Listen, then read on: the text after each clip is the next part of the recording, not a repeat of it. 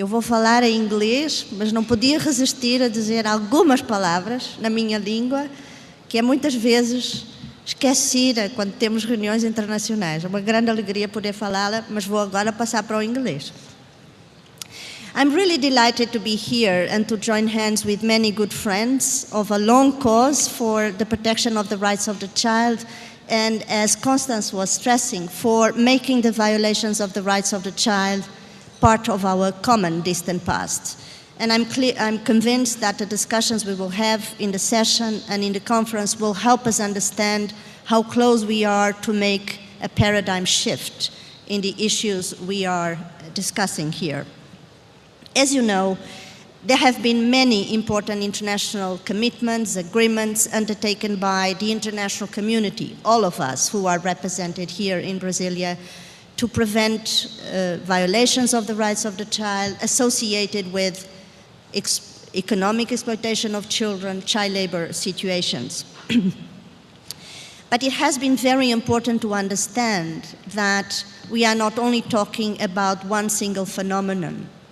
We are not only talking about children in agriculture or children in mining or children in fisheries. We are talking about the many hidden situations where children are victims of abuse and exploitation, for instance, when they are victimized with their images being used online in pornographic materials, when they are victims of sexual exploitation, forced to be trafficked into other countries to become beggars, or to join the groups of criminal cartels who are just interested in manipulating the child to achieve a profit. That is not in favor of the rights of the child.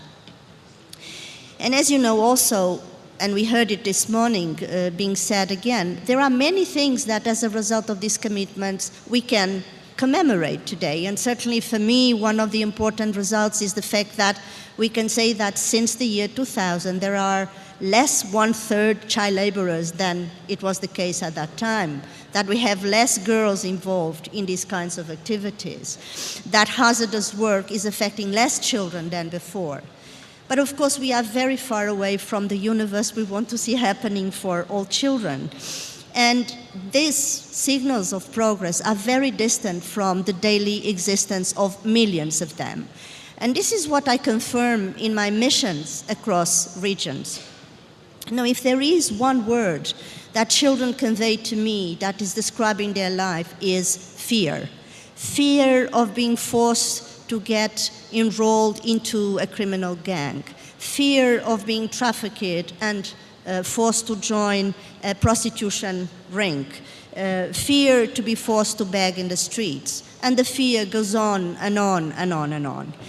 But one of the things that is becoming very clear is that situations relating to child labor exploitation is, in fact, very closely felt by them as a dramatic form of violence.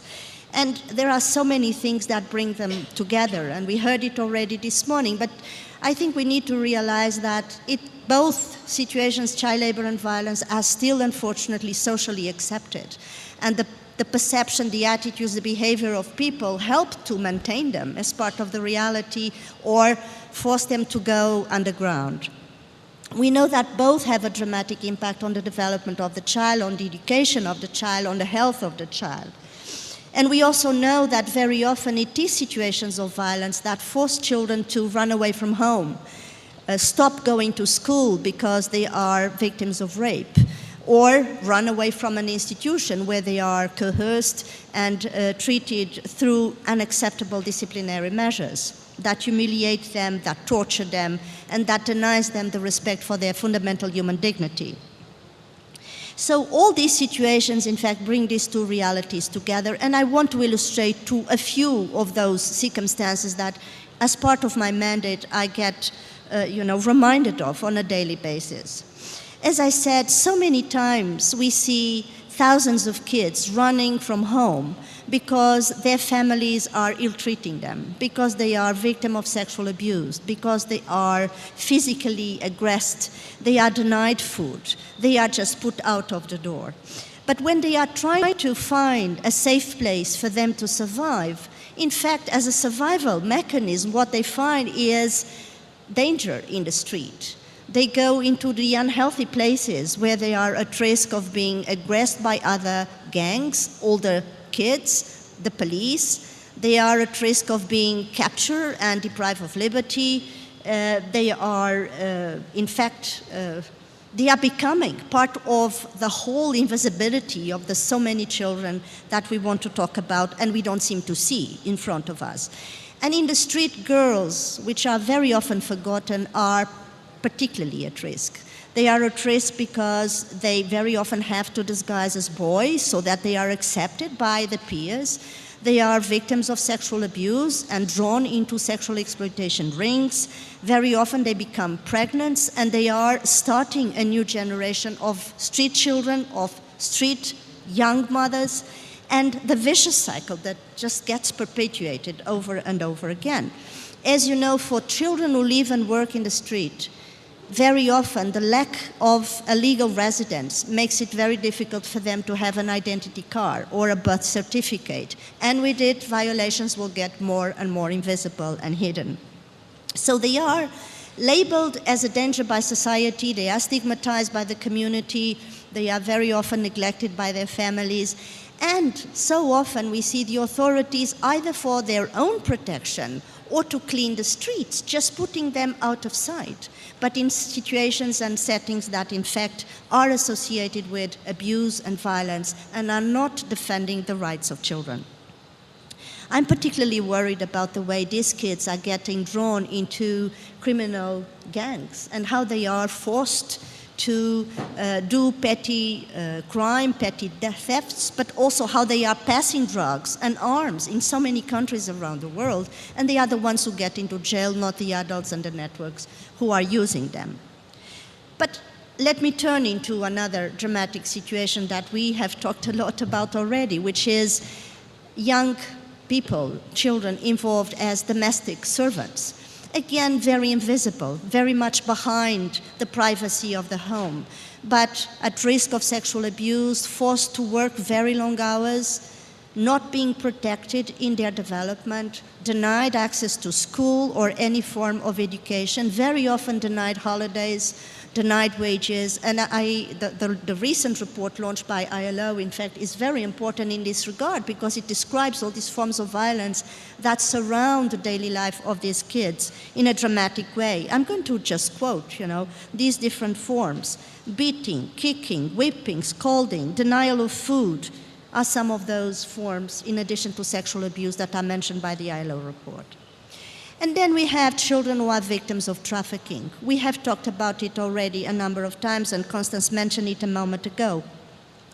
But there are so many purposes and forms of trafficking, and very often we only speak about sexual exploitation. We fail to acknowledge the trafficking of kids into other countries or inside the same countries to work in plantations, to work in fisheries or in mining.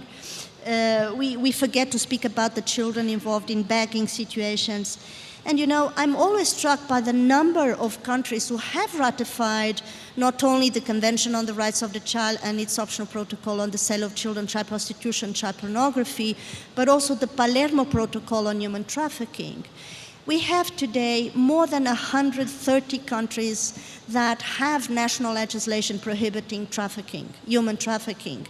But when we think, and in fact, according to UNODC, between 2007 and 2010, 27% of the victims were children, and in each 3 kids, 2 are girls and 1 is a boy.